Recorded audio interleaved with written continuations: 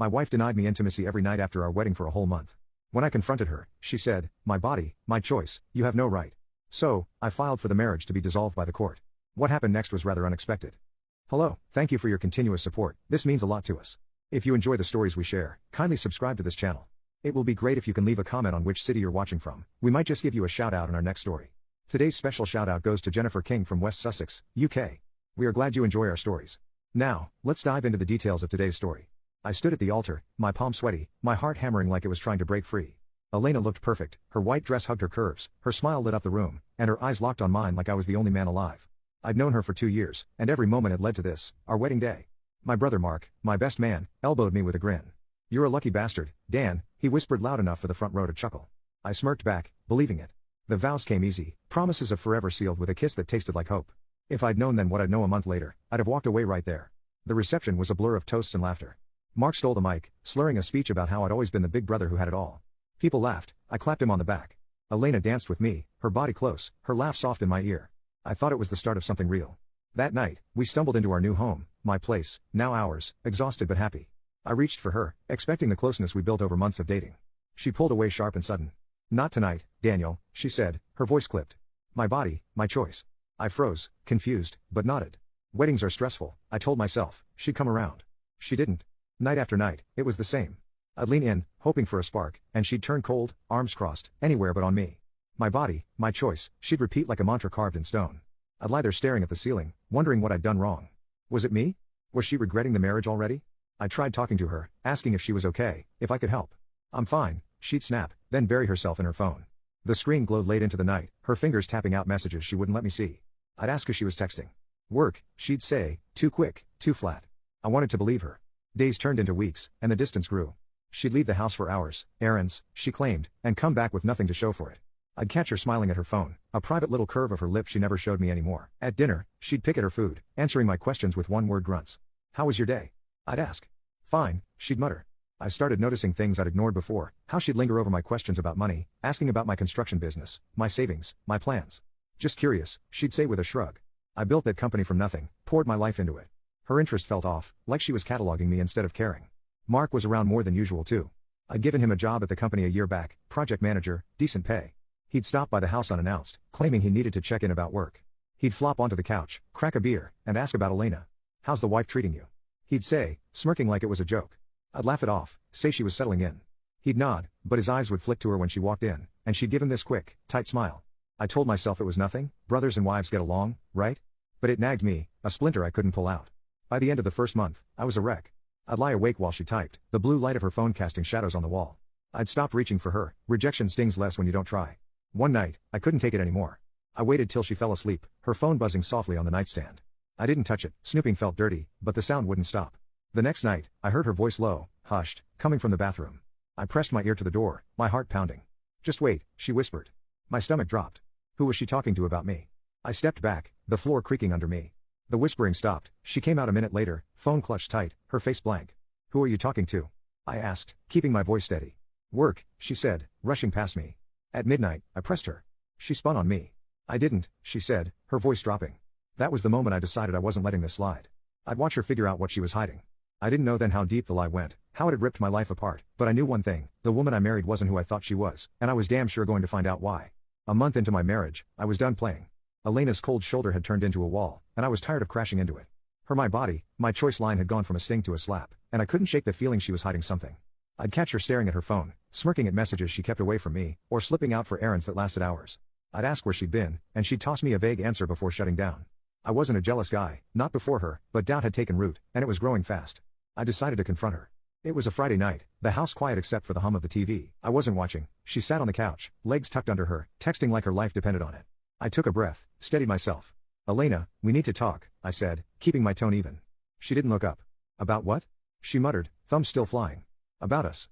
You're distant, you won't touch me. What's going on?" She finally met my eye. I saw something flicker, annoyance, maybe guilt.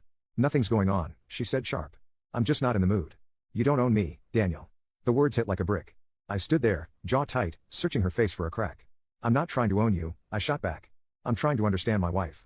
She rolled her eyes, grabbed her phone, and stormed out. The front door slammed. I didn't follow. Work was my escape, but even there, the unease followed me.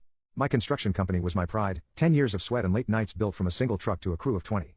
Mark ran projects for me, and he'd been acting strange lately. He'd swing by my office more than he needed to, leaning on the doorframe with that lazy grin of his. "How's married life, big shot?" He'd ask, too casual, too often. I'd shrug, say it was fine, but his questions kept drifting to Elena. "Is she happy? Keeping you on your toes?" He'd laugh, but his eyes lingered on my reaction. I started wondering why he cared so much. Then there was the day he asked about money. We were in the break room, grabbing coffee. "Business still raking it in?" he said, stirring sugar into his cup. "Yeah, steady," I replied, watching him. He nodded, then added, "You ever think about cashing out? You've got enough to coast." I frowned. "Why would I? This is my life." He shrugged, smirked. "Just saying, Elena might like a cushier setup." It was an odd comment, one that stuck with me. I brushed it off as Mark being Mark, nosy, a little jealous, maybe. He'd always been the kid who wanted what I had, ever since we were boys fighting over toys. I didn't see the warning signs. That night, Elena left her phone on the kitchen counter. She was in the shower, and the screen lit up with a text. I shouldn't have looked, I knew it, but curiosity won. I glanced over. The message was from M, just 2 words, "All good." My pulse kicked up. M could be anyone, Michelle from her old job, her cousin Maria, but my gut screamed Mark. I didn't touch the phone, didn't scroll, I just stood there staring. Update. I just stood there staring until she came out wrapped in a towel. She snatched it up, eyes narrowing. "What are you doing?" she snapped. "Nothing," I lied. "Just saw it," but she didn't buy it, though she didn't push. I went to bed with a knot in my chest. The next day, I checked her phone records. I'd never done anything like that before. I felt like a creep, but I had to know. I logged into our shared account online and scrolled through the numbers. There it was, dozens of calls to Mark's cell, some lasting an hour, most at night when I was asleep or out. My hands shook as I printed the list. I didn't confront her yet, I needed proof, something solid. I started watching her closer, where she went, who she talked to. She didn't notice or didn't care. It all came to a head a week later when she said she was meeting a friend for drinks and left the house in a hurry. I waited 10 minutes, then followed. I drove slow, kept my distance, tailing her car through town. She didn't go to a bar, she pulled into a park on the edge of the city, a quiet spot with no lights. I parked a block away and watched her get out. Then I saw him, Mark, stepping from his truck, hands in his pockets. My breath caught as she walked up, and before I could process it, they were kissing, deep, desperate, like they'd done it 100 times. I gripped the steering wheel so hard my knuckles went white. My wife, my brother, together. I didn't scream, I didn't charge out. I sat there numb as the truth sank in. This wasn't a fling, this was a knife in my back, twisted slow. I drove home, the image burned into my brain, her hands on him, his smirk as he pulled her close. I didn't know what they were planning, but I knew one thing, I wasn't clueless anymore, and they were going to regret underestimating me. Seeing Elena and Mark together in that park broke something in me, not my heart, but my patience. I'd spent a month swallowing doubts, making excuses, but that kiss was a spotlight on the truth. They weren't just cheating, they were playing me. I drove home that night with my hands steady on the wheel, my mind racing. I didn't cry or yell, I got focused. If they thought I'd roll over, they didn't know me at all. The next morning, I started digging. Elena was still asleep when I slipped out to my office. I had the phone records already, hours of calls between her and Mark. Somewhere, I'd been in the next room. I pulled bank statements next. My account showed withdrawals I hadn't made, small at first, then bigger, linked to her debit card. She'd been siphoning cash, covering tracks with vague receipts. I found texts too, synced to our cloud backup from months back, one from Mark to her dated before the wedding. "He's loaded, stick it out." Another from her, "I'll get what I can." My stomach turned. This wasn't love gone wrong, this was a con. I called my lawyer, Greg, that afternoon. He'd drawn up the prenup I'd insisted on. Elena had signed it reluctantly, joking I didn't trust her. Turns out I'd been right. I want an annulment, I told Greg, laying out the affair and the money trail. She married me under false pretenses. It's fraud. He didn't flinch. "We've got a case," he said. "Give me everything, texts, photos, proof." I spent the next 2 days gathering it. I snapped a picture of Elena's phone screen when she left it unlocked, Mark's name glowing with a heart emoji. I hired a guy to tail them, got shots of them meeting again. Every piece locked into place like a puzzle. I wished I'd never solved it. Elena figured out something was up when I stopped talking. I didn't confront her, why tip my hand? She'd catch me staring, ask what's your problem, I'd shrug, say nothing. She got jumpy, started packing bags for a weekend away. I let her think she had time. The day I filed, Greg served her the papers at the house. I wasn't there. I didn't mean to see her fake tears. She called me screaming, "You can't do this." I hung up. She countersued for alimony the next day, claiming I forced her into marriage and she deserved to have my company, a bold move for a liar. Work was a minefield now. Mark showed up Monday, acting like nothing had changed. He strolled into my office, tossing a clipboard on my desk. "Got those side updates for you," he said, grinning. I looked at him, my little brother, the kid I'd bailed out of trouble a dozen times, and saw a stranger. "You're fired," I said flat. His grin vanished. "What, you heard me?" "Get out," he stammered. "Dan, come on, what's this about?" I stood, leaned in close. "I saw you with her. Pack your stuff, you're done." His face went pale, then red. "It's not what you think," he started. I cut him off. "Save it for someone who cares." He grabbed his things and left, cursing under his breath. The real fallout came at Mom's place that weekend. She'd invited me for dinner, said it was family time. I should have known better. I walked in, and there they were, Elena and Mark sitting at the table like I'd interrupted their meal. Mom rushed over, hands clasped. Daniel, we need to fix this, she said, her voice trembling. They told me everything, it was a mistake, just fun that got out of hand. I stared at her, then at them. Elena wouldn't meet my eyes. Mark smirked like he thought he'd won. Slow stealing from me, screwing my wife, that's your idea of fun? Mom flinched. He's your brother, she pleaded. Forgive him, I laughed, a hard, bitter sound. He's not my brother, he's a leech, and she's a gold digger who never loved me. Elena shut up, that's not true. Mark grabbed her arm, pulled her back. Dan, let's talk this out, he said, all fake calm. I stepped forward, towering over him. You don't get to talk, you don't get anything from me, not my money, not my trust, not my name. I turned to Mom, you're picking him over me? Fine, you're out too, she gasped, but I didn't stop. I walked out, their voices faded behind me. The court date came fast. Elena's lawyer spun a story, poor girl trapped by a controlling husband. Greg dismantled it. He showed the judge the texts, the photos, the prenup sheets signed. This marriage was a sham, he said. She targeted him for his wealth. The judge agreed, an annulment was granted, no alimony, no payout. Elena glared at me as she stormed out. Mark trailed her like a kicked dog.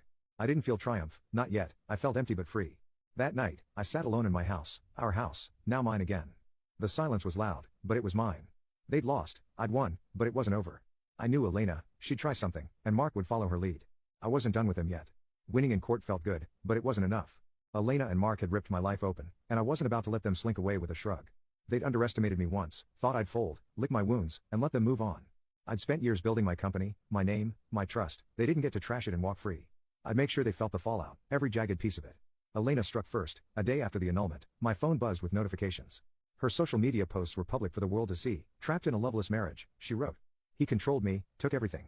She painted herself as the victim, tears in her profile pic, hashtag screaming injustice. Comments piled up, strangers calling me a monster, old friends asking what happened. I could have ignored it, let it fade, but then I saw Mark's reply. He's always been a selfish prick, you deserved better. That lit the fuse. They wanted a war, and I'd give them one. I had ammunition, those texts from before the wedding, the ones where they mocked me. Mark had said, he's loaded, stick it out. Elena had called me the gullible cash cow. I logged into my own account, posted the screenshots with a single line, truth hurts. No rant, no drama, just the evidence, cold and clear. The tide turned fast, her followers backtracked, his buddies went quiet. I didn't stop there. I emailed a few key people, clients, mutual contacts, attached the same proof, kept it professional, just setting the record straight. I wrote, word spread, Elena's victim act crumbled, Mark's charm didn't hold up.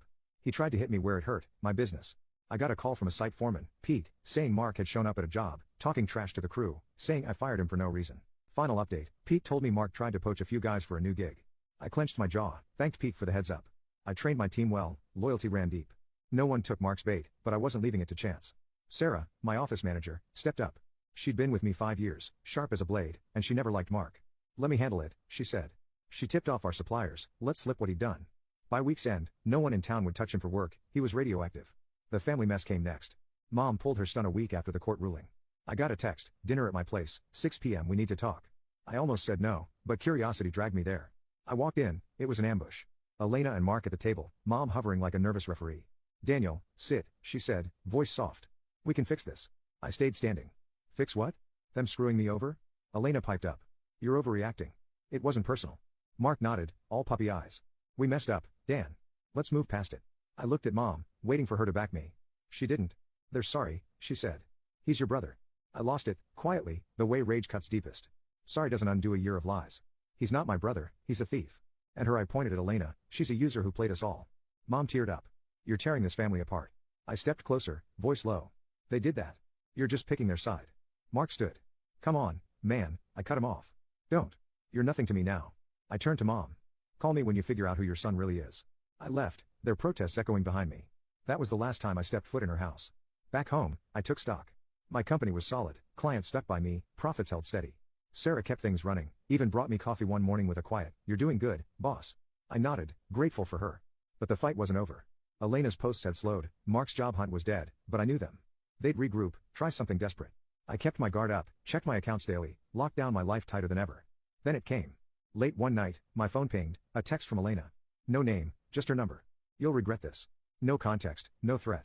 Just those 3 words, glowing in the dark. I stared at it, pulse steady. Regret?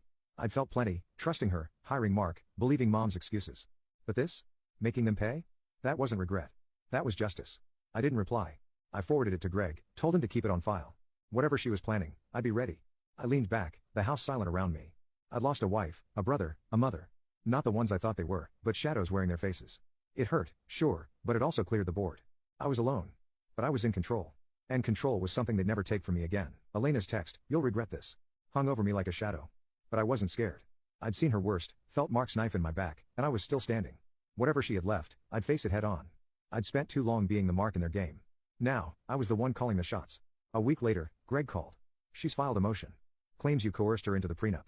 Says she's got proof." I laughed, dry and short. "Proof of what? Her lies?" He faxed me the filing. Attached were photos, me and her, edited to look like I was yelling, grabbing her arm.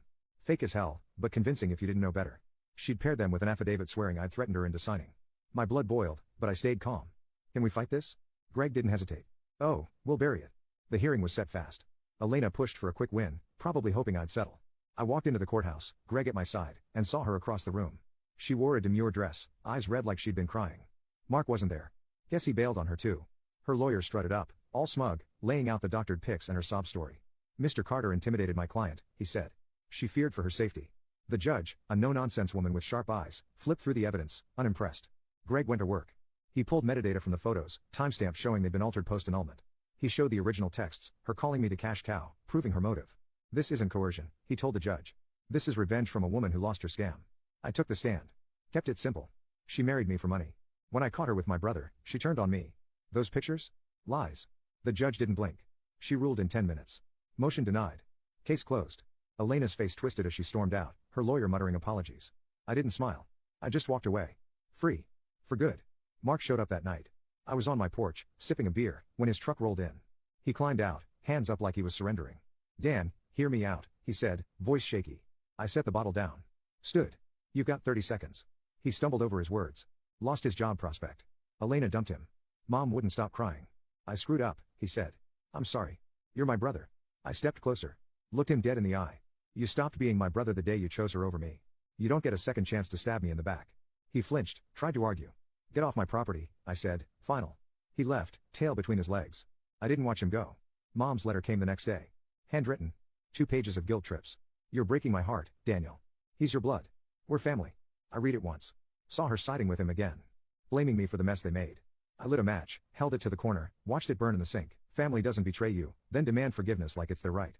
I was done carrying their weight. Work kept me steady. Sarah stepped up big, ran the office like a machine, kept the crew tight. One morning, she brought me coffee, lingered by my desk. "You okay?" she asked. No pity.